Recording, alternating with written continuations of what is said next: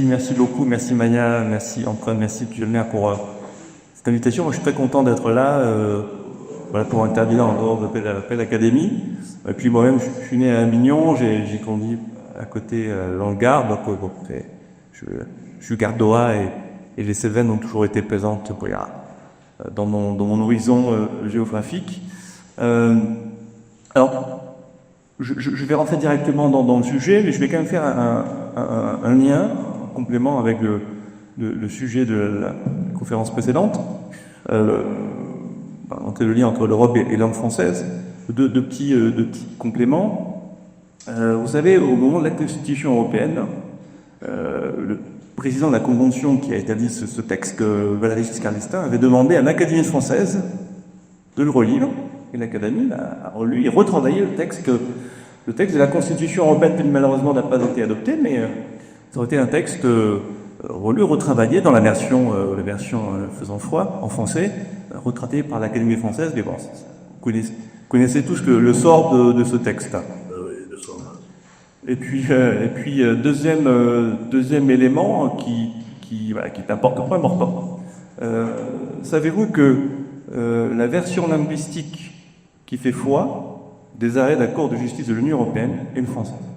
Parce que la langue de plaidoirie devant la Cour de justice de l'Europe, donc à Luxembourg, c'est le français.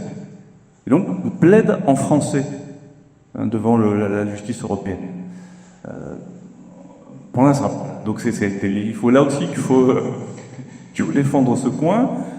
Évidemment, moi je me rappelle, parce que j'ai fait ma thèse. Moi, je devais du droit européen, puis j'ai fait une thèse de sciences politiques sur les questions de ce qu'on appelle le dialogue des juges, c'est-à-dire discussion, relation, conflit parfois entre la Cour de justice de l'Union européenne et les cours nationales, comme le Conseil d'État ou le Conseil constitutionnel. Et donc, j'avais toute une série d'entretiens, d'enquêtes auprès de juges européens à Luxembourg. Et c'est vrai que au sein de leur cabinet, ils ont des cabinets en fait, ils ont un peu comme un ministre, ils ont des membres de cabinet et des juristes. Et c'est vrai que les jeunes générations ont plutôt envie de parler anglais, quoi. Et les juges disaient non mais nous on doit travailler en français, parce que c'est la langue de la justice européenne. Donc petit élément d'optimisme ou de votre petit à défendre, voilà. Et effectivement défendre la langue française, c'est ce qu'on est pensé. On est attaché à notre pays, à notre langue, et donc c'est une question aussi d'influence. Évidemment, c'est une question même sûr de capacité budgétaire du pays. On a moins d'argent, on peut moins défendre la langue française à l'étranger, notamment. Tout ça pour vous dire, et je passe j'ai vraiment encore bien, que là aussi, cette défense de l'influence française passe aussi par la dimension européenne. Toute seule, la pense, c'est compliqué. Et donc là aussi, il y a quelque chose à travailler au niveau de l'Union européenne, avec bien sûr les autres États membres, pour une politique du multilinguisme contre le globisme. Et si vous savez que la langue de l'Europe, disait Umberto Eco, c'est quoi la langue de l'Europe? C'est la traduction. C'est la traduction. Donc défendre le français, ça veut dire aussi défendre la traduction. Donc il faut avoir ça à l'esprit. Et l'Europe est je crois, une dimension essentielle parce qu'aujourd'hui, au XXIe siècle, dans cette époque, l'échelle pertinente, l'échelle requise, dans l'histoire, c'est l'échelle continentale. Et donc on a des États continents, sûr. Et puis on a l'Europe qui est un continent, on a trouvé ce continent, mais dont les États membres, au mieux, ne sont plus que des puissances moyennes. Alors certes, ça avait créé ambition mondiale, mais ouverture mondiale, mais ne sont plus que des puissances moyennes, plutôt sur le déclin relatif. Alors l'Europe et la jeunesse, effectivement, ce sera peut-être plus un point de départ pour élargir et aller vers la grande question de l'Europe politique. Terriblement d'actualité aujourd'hui. Donc, mais la jeunesse.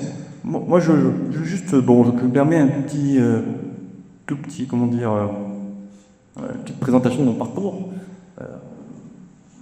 L'Europe a toujours été présente dans mon imaginaire. Je pense que c'est mon père qui m'a sensibilisé à la question européenne. Il me disait, voilà, l'Europe, c'est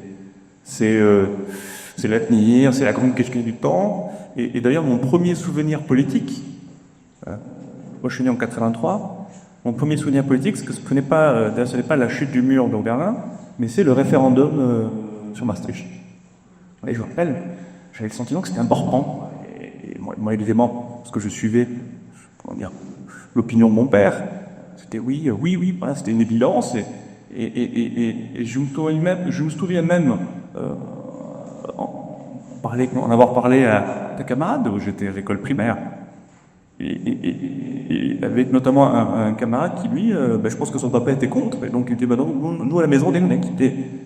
Ça m'avait choqué de constater qu'en fait, il peut y avoir des opinions en fait opposées. Alors que moi, ça ressemblait naturel parce que ça venait de mon papa. Et en fait, le papa de mon camarade, lui, c'était l'inverse. Mais c'est mon point souvenir politique. J'ai fait des études de droit européen, de sciences politiques européennes. Je suis engagé en tant que militant associatif, militant politique. Mon premier engagement militant, ça a été au sein d'une organisation qui s'appelle justement les Jeunes Européens. Les Jeunes Européens, c'est la branche jeune du mouvement européen France, qui a été créé d'ailleurs au lendemain de la guerre, en 1948, au moment du grand congrès de l'ALEN, en 1948. Le mouvement européen France, avec d'autres représentants de sections nationales, et ils ont des membres jeunes. Et donc j'ai participé à cette jeunesse, portant, défendant l'idée européenne. Et dans ce cadre-là, j'étais allé à un séminaire un été sur l'île italienne de Ventotene. L'île de Ventotene, c'est là où a été enfermé, pendant la guerre, Altiero Spinelli. Et qui était un militant communiste, pendant ses années de prison sur l'île de Ventotene, il a rédigé le manifeste de Ventotene pour une Europe fédérale. Donc lui, c'était un penseur de l'Europe fédérale. Et donc, je n'ai partie de cette jeunesse, je me suis milité au sein des partis socialistes, mais ce qui m'intéressait beaucoup, je l'ai dit à ce qui m'intéressait vraiment le plus, c'était pas les réunions de section, assez ennuyeuses du Parti socialiste, c'était participer à tous les congrès, toutes les réunions du Parti socialiste européen. Et donc, on était une petite équipe comme ça, à La Haye, où on participait au congrès à Sofia, à Varsovie, à Berlin, à Dublin, et c'était vraiment sympathique. Et pourquoi je vous dis tout ça? Parce que, et je vais citer Erasmus, etc., c'est qu'il faut bien avoir conscience, moi je me l'impose, que ce parcours-là, c'est le parcours d'une petite minorité. J'ai fait Erasmus, ça a beaucoup compté dans ma vie. Erasmus, c'est moins d'1% d'une classe d'âge. C'est une petite minorité, très petite minorité, très petite minorité. L'Europe, quand on pense à l'Europe, on pense mobilité, facilité de mobilité, études. Mais là aussi, c'est pareil, c'est une minorité de gens qui font l'expérience de l'Europe. Parce que pour aller à Bruxelles, prendre l'Eurostar, ou prendre le Thalys, ou aller à Berlin, certes avec aujourd'hui des avions low cost, en bon français, comme on dit, ça reste une minorité. Et sauf qu'en démocratie, c'est la majorité qui décide. Donc il ne faut jamais l'oublier. Il faut jamais que notre expérience, mon expérience, très européenne, très ancrée en moi, ça reste l'expérience d'une minorité. Alors aujourd'hui, il se trouve aussi que dans ma vie professionnelle, donc je suis directeur de l'Institut François Mitterrand, un président qui d'ailleurs, je crois, était très attaché à la langue française, un peu plus que certains de ses successeurs, semble-t-il, mais aussi très attaché à l'Europe. Et donc l'Institut François Mitterrand, on est basé à Paris, on accompagne la recherche en histoire politique sur la période de Mitterrand. On a aussi un centre d'archives, archives privées. Mais il se trouve qu'on est aussi propriétaire de la maison natale de François Mitterrand à Jarnac, en Charente. C'est un petit musée qui se visite, c'est la maison d'enfance Mitterrand. Et on essaie de l'animer sur un plan culturel, pédagogique. et aussi sur le plan de l'Europe. Et donc se poser la question, et quelque part qui se pose aussi à toutes et toutes, c'est comment intéresser la jeunesse à l'Europe. Comment l'intéresser, comment faire en sorte que cette jeunesse ne prenne pas au projet européen. Et pourquoi je vous disais au début que l'Europe et la jeunesse, c'était le point de départ pour aller plus loin ou plus large, c'est que si on parvient à convaincre la jeunesse, à la mobiliser, c'est qu'on a gagné. Parce que les jeunes, ce sont ceux qui votent le moins, par exemple, aux élections en général. Ce sont ceux qui sont peut-être le moins, aujourd'hui, le moins intéressés à la chose politique classique. Donc si on parvient à les convaincre, à les embarquer, ça veut dire qu'au fond, on embarque tout. Et donc la question, c'est surtout pour moi, comment embarquer les gens, comment penser la question européenne aujourd'hui au regard des grands défis qui se posent à nous. Il y a deux écoles. Moi, je l'ai dit, j'étais militant européen, jeunes européens, j'ai participé à l'organisation de fête de l'Europe le 9 mai, qui est une date importante aussi, à double titre. Il y a toujours, vous savez, quand vous êtes un élu, vous voulez faire quelque chose pour l'Europe parce que ça revient. Il y a deux écueils. Le premier écueil, c'est ce qu'on pourrait appeler le folkloriser. Quand on organise une fête de l'Europe ou un événement européen, en général, spontanément, on dit, tiens, je vais inviter le groupe de musique portugais et je vais inviter l'association polonaise qui va nous faire un bon plat polonais. Spontanément, on pense à ça. On pense à ça. On pense aux citoyens européens, mais qui sont les autres. Non, les Européens, les citoyens européens, ici, en France, de manière quantitative, je ne dis pas de manière qualitative, mais de manière quantitative, ce sont les Français. Donc la question européenne, c'est pas l'autre, c'est pas l'étranger proche, c'est nous-mêmes. C'est nous-mêmes. C'est plus nous, Français, s'élargit à nous, pluriel européen. Mais ce sont d'abord les Français. Les premiers Européens, ils pensent, ce sont les Français. Il ne faut pas se tromper là-dessus, c'est très important. Le deuxième écueil, c'est le pédagogisme.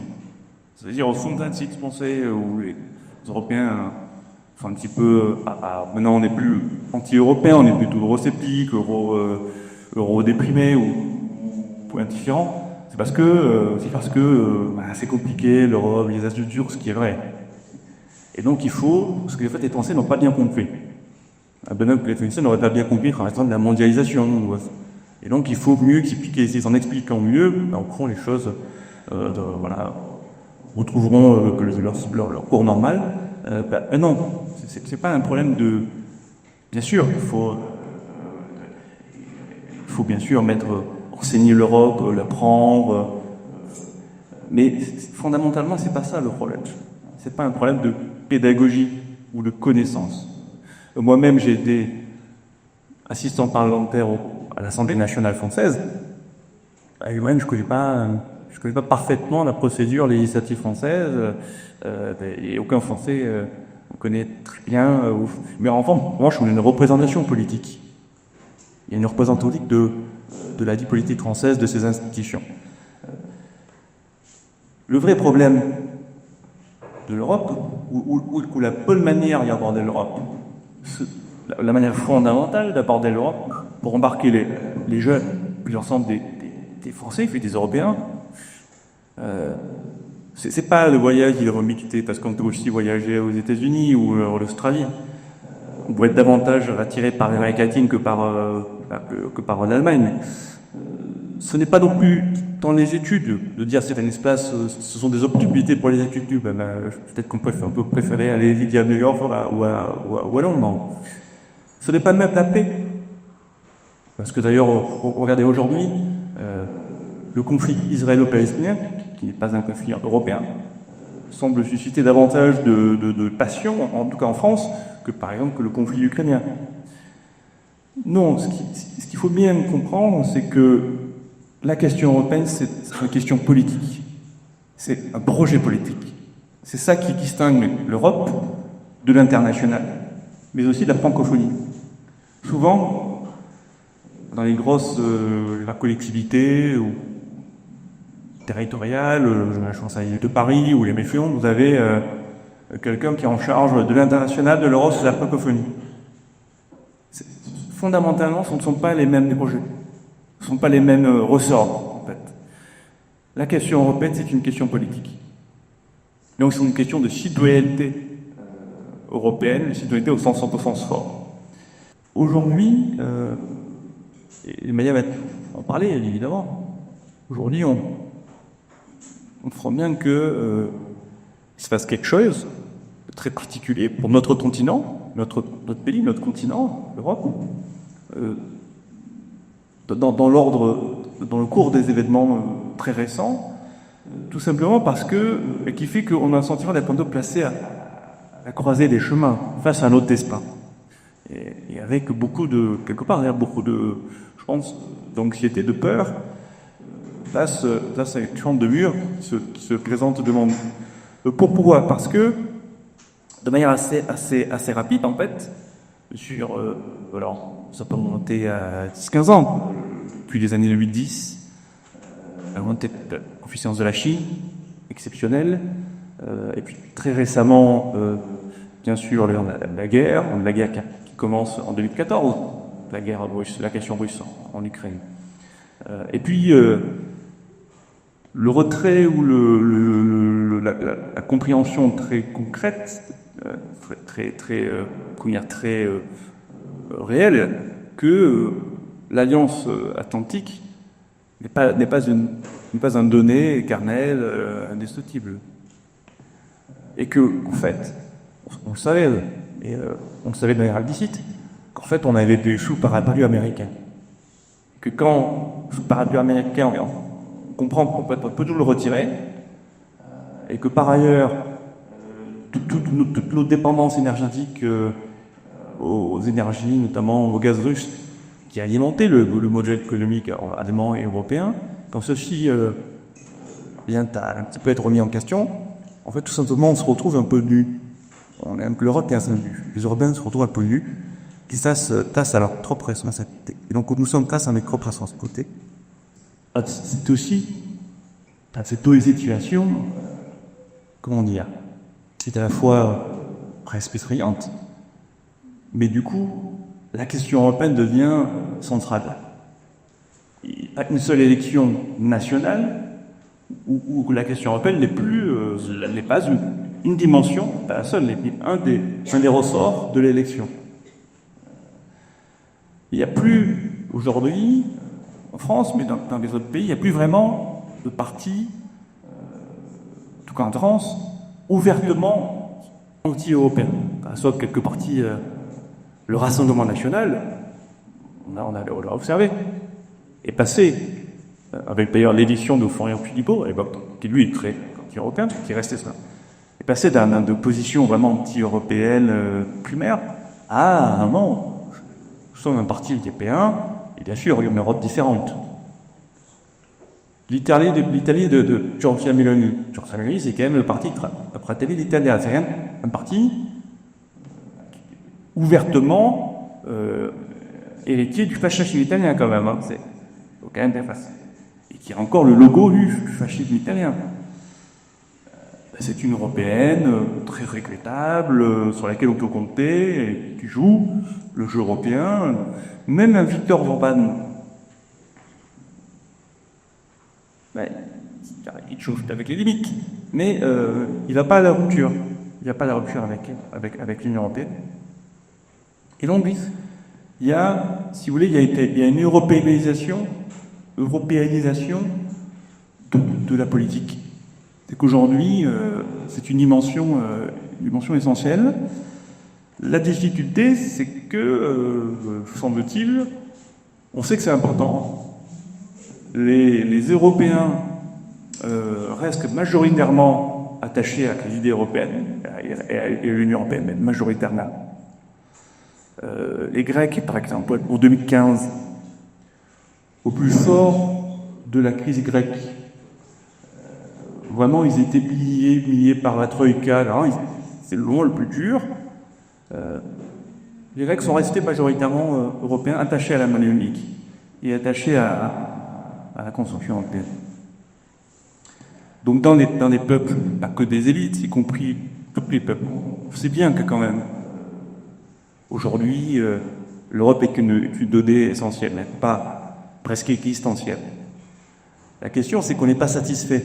C'est que si on regarde là aussi les enquêtes d'opinion, entre ceux qui sont pour l'Europe, attachés à l'Europe, mais pas très satisfaits de telle qu'elle est aujourd'hui, et ceux qui sont pas satisfaits vraiment pas satisfaits de l'Europe, telle qu'elle est aujourd'hui, en fait, une majorité d'Européens est à la fois attachée à l'Europe, mais désireux d'une autre Europe, d'un changement. Parce que on sent bien qu'aujourd'hui, l'Europe telle qu'elle est ne répond pas aux défis qui se présentent à nous.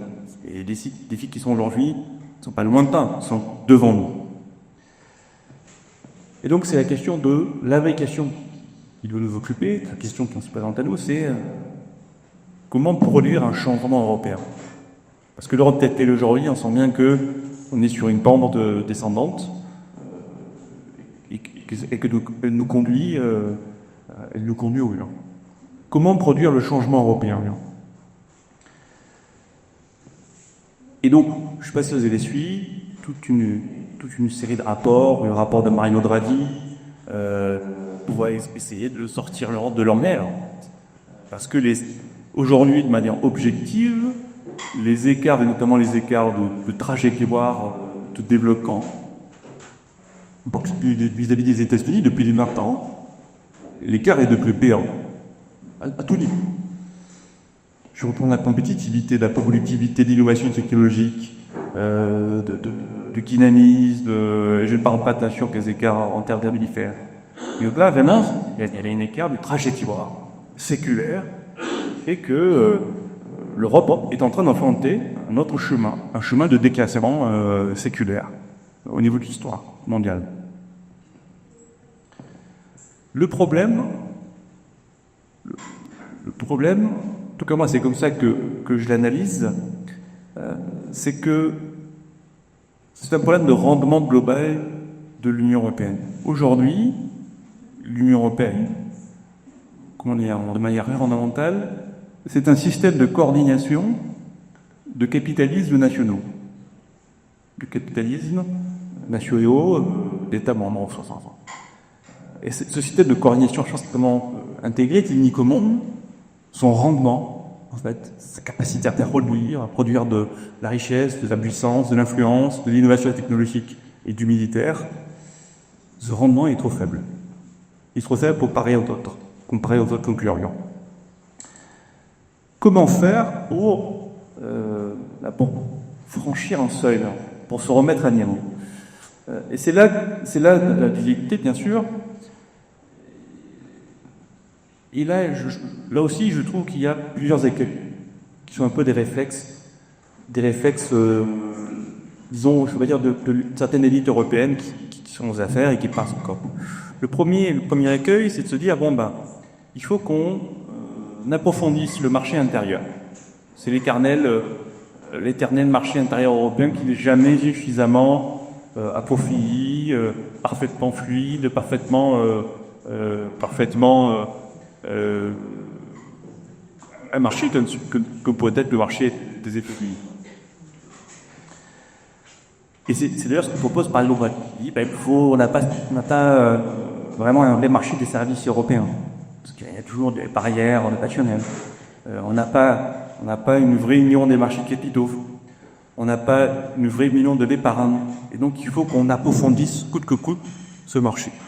Moi je suis peut-être pour améliorer les choses, mais la difficulté avec cette solution, si vous voulez, c'est que plus on approfondit le marché intérieur, plus le coût politique pour arriver à approfondir, à faire mieux, c'est toujours plus compliqué en fait. Et pourquoi finalement on n'arrive jamais à avoir un marché pur et parfait comme peut-être le marché américain ou le marché chinois? Tout simplement parce que l'Union européenne n'est pas un État. Ce n'est pas un État souverain. Ce n'est pas une démocratie nationale souveraine. C'est un assemblage, c'est une association de démocratie nationale souveraine et qui, à un moment donné, sont dans des systèmes de fait, où le rattachement de la légitimité fondamentale, démocratique, c'est le peuple national. Et on ne peut pas, qu'il soit un Allemand ou un Grec, la question se pose pareil, on ne peut pas totalement enlever les frontières, en fait. Ça pose des problèmes ensuite politiques et qui ont une traduction électorale. Parce que plus vous ouvrez un marché, plus vous insérez votre démocratie nationale dans un marché, et à commencer par le marché européen, plus vous créez des effets de polarisation, parce que le marché, c'est pas comme un gaz qui se répartit de manière homogène dans l'atmosphère. Non, le marché produit des effets de polarisation. D'abord entre pays, donc il y a un centre qui va... Ça crée des effets de centre périphérique. Il y a un centre, notamment le tour d'Allemagne, qui va aspirer la richesse. Et donc la périphérie des pays pour vérifier se font aspirer, y compris en termes de ressources humaines, y compris en termes de talent. Il y a énormément de Grecs diplômés qui partent en Allemagne, parce que c'est des phénomènes, des cercles un peu délicieux, que plus la richesse se concentre en Allemagne, plus lui, on a besoin de main-d'œuvre qualifiée, les moyens de richesse et de mobilité économique dans une périphérie. Il y a quand même d'aspirations comme ça, de centritaxe. Et puis vous avez aussi le phénomène de polarisation accentué au sein même des États. On connaît bien, voilà, mais caricaturement, le courant de ces métropoles, et tout ceci,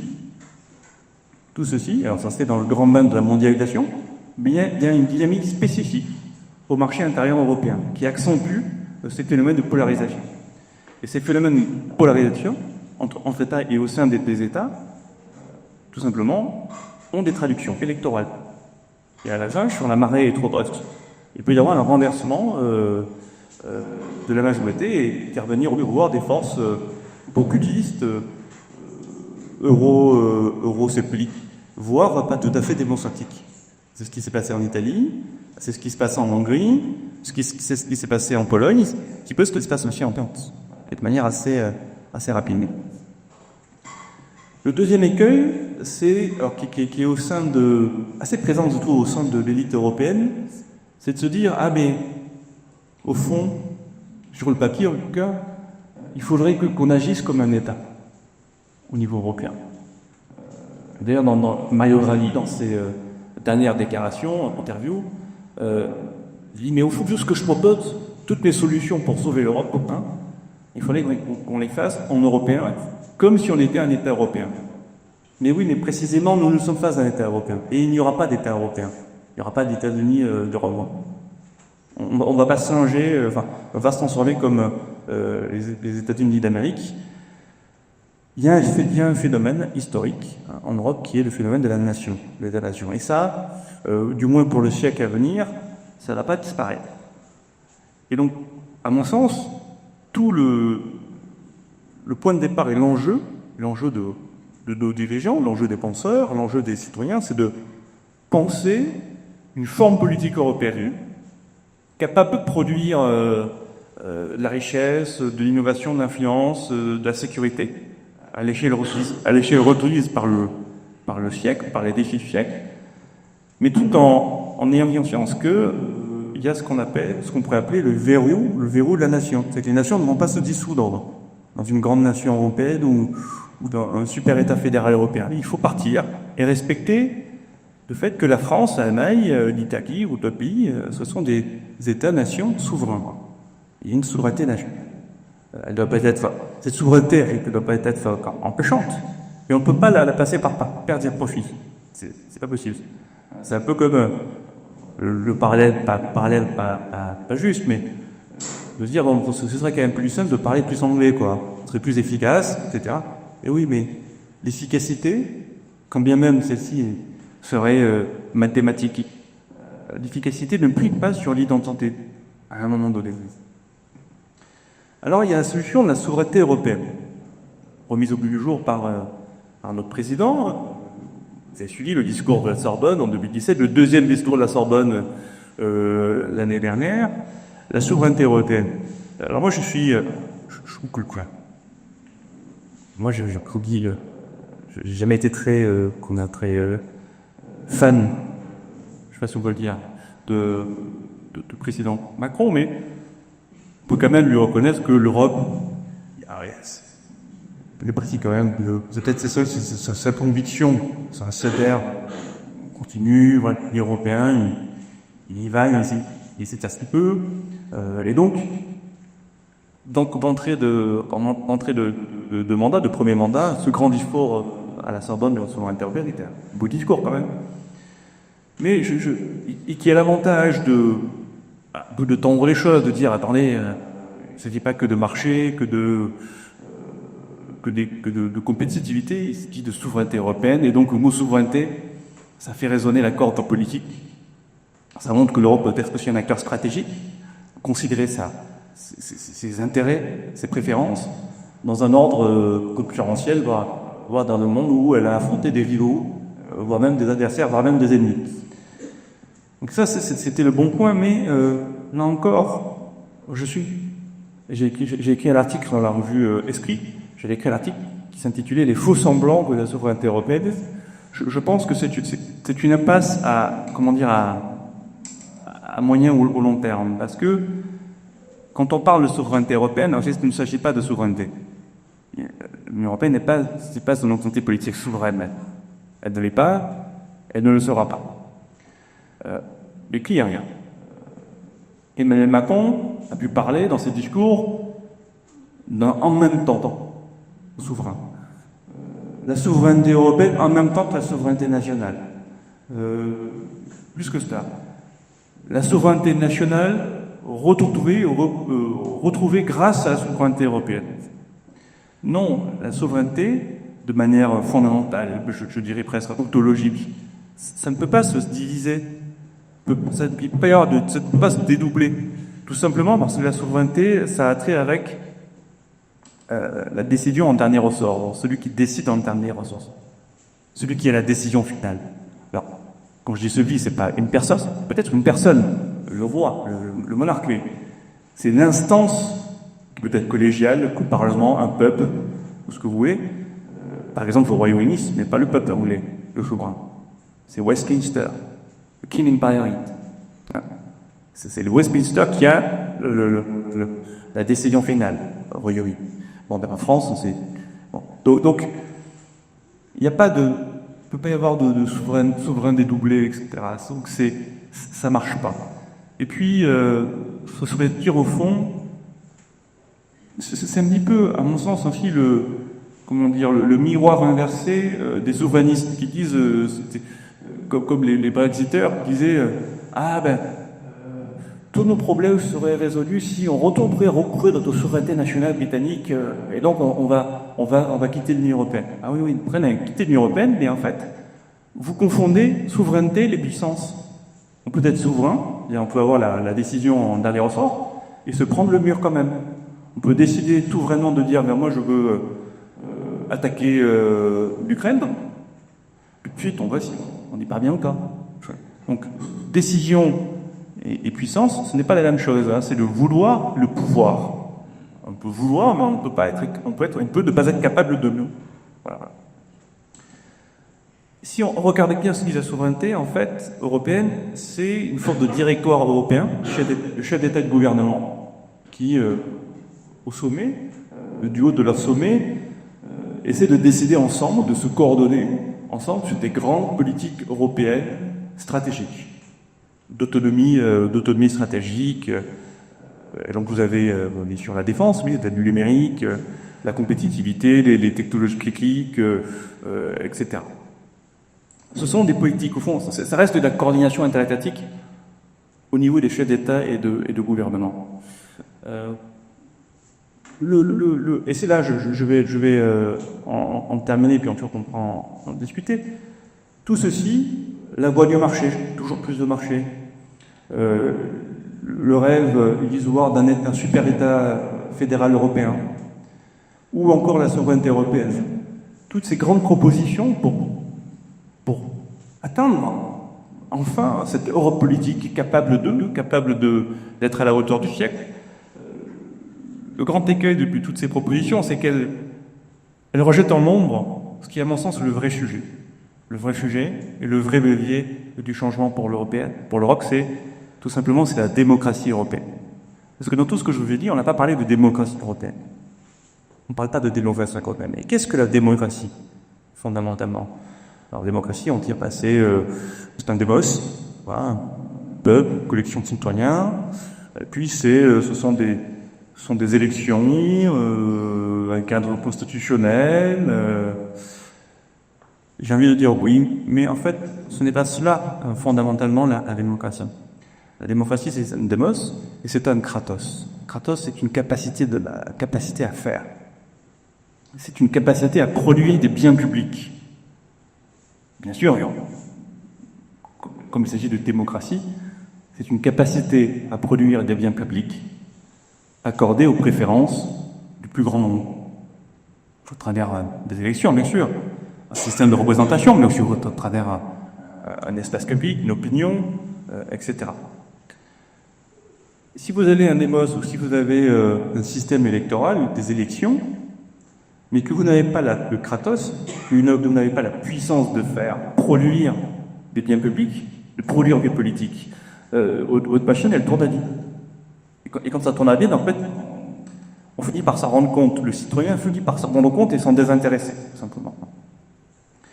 Or, eh bien c'est ça, à mon sens, le vrai problème de l'Europe aujourd'hui, c'est que c'est un système de représentation, c'est une Europe de règles, avec un système de droit européen extrêmement sophistiqué, extrêmement précieux. Vous avez quelques politiques publiques sectorielles, la politique agricole commune, la recherche, la pêche, mais vous n'avez pas fondamentalement de kratos européen. Avant même la question de l'Europe puissance, chère à la France, il y a la question de l'Europe puissance publique. Fait défaut, aujourd'hui, pour nous Européens, il fait défaut cette Europe puissance publique. Le problème de cette absence d'Europe puissance publique, le problème de cette absence de démocratie européenne au sens substantiel, réel, c'est que ce vide, au fond, un politique européen, un vide de démocratie au sens substantiel, au niveau supranational, au niveau européen, ce vide pèse, en fait, il pèse sur les démocraties nationales. Pourquoi? Et en langage, disons, marxiste, c'est mon hypothèse centrale dans mes travaux, ce qu'on connaît aujourd'hui en Europe, c'est une dynamique très profonde, très structurelle, de perte du pouvoir budgétaire des parlements nationaux et du Parlement. Et le budget, en fait, ça apparaît très technique. Moi, j'ai été collaborateur de parlementaire à l'Assemblée. Le projet de loi de finances, c'est un pavé comme ça, c'est imbitable. Pourtant, c'est 95% de la vie de la nation. C'est la matière noire condensée du politique de la nation. L'Europe de la règle, l'Europe du marché intérieur, place les États membres dans un système de concurrence entre États membres, de concurrence, y compris de concurrence réglementaire, de concurrence fiscale, qui fait qu'à l'arrivée, le législateur national a moins d'amplitude dans sa capacité à orienter ses grands choix de politique budgétaire. Parce qu'en gros, si on fait trop de politique de l'offre, par exemple, on sait que ça va pas marcher. Parce qu'on est dans un marché intérieur et que notre richesse va aller ailleurs, c'est le fameux tournant de la rigueur dans le terrain. Et de l'offre doit être très, très, très forte, puis si ça marche pas parce que l'argent, par ailleurs, les États atteints. Mais ce sont aussi les règles budgétaires européennes qui limitent, vous savez, les fameux 3% de déficit, 60% d'endettement, malgré tout les accommodements du fait des crises, du Covid, ou